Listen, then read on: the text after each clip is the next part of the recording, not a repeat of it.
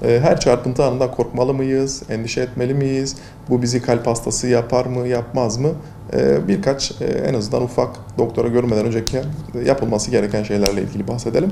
İki türlü çarpıntı basitçe ayıracak olursak iki türlü çarpıntı olur. İyi huylular ve kötü huylular.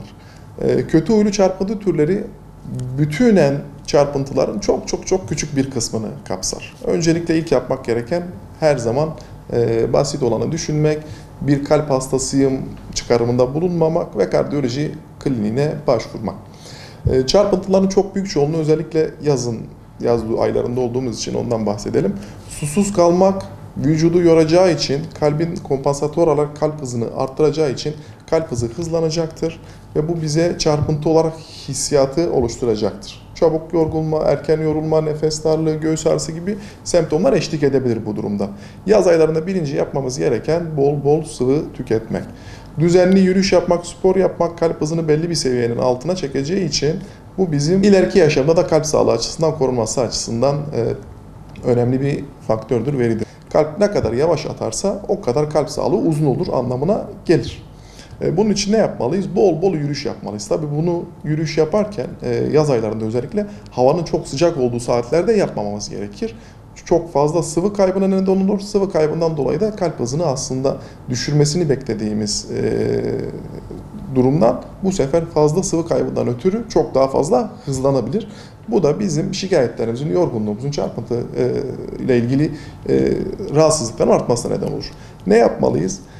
Öncelikle çarpıntı hissiyatımız olduktan sonra bir oturup dinlenmeliyiz. 3-5 dakika içerisinde geçmiyorsa en yakın sağlık kuruluşuna başvurup basitçe bir EKG çektirmeliyiz. Zaten orada acil bir durum varsa sağlık kuruluşuna gerekli müdahale yapılacaktır. Sonrasında uygun bir kardiyoloji merkezinde bir değerlendirme yapılır.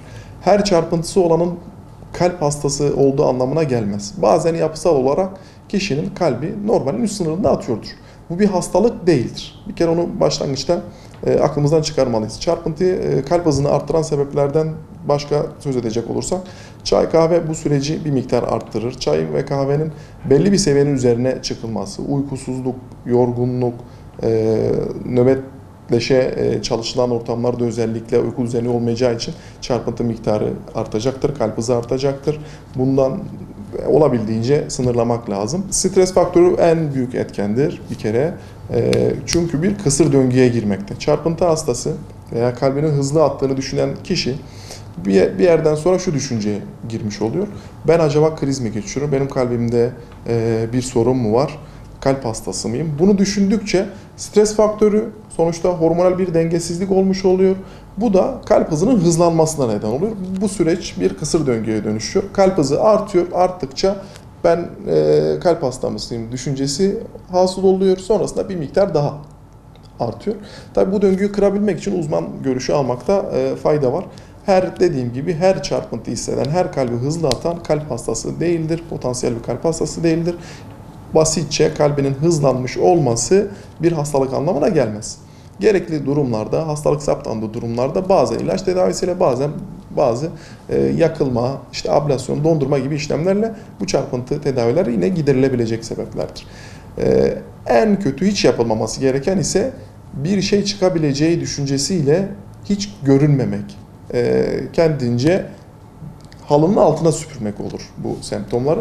O sebepten ötürü ne olursa olsun bir kere de olsa bir kardiyoloji kontrolünden geçmekte fayda vardır.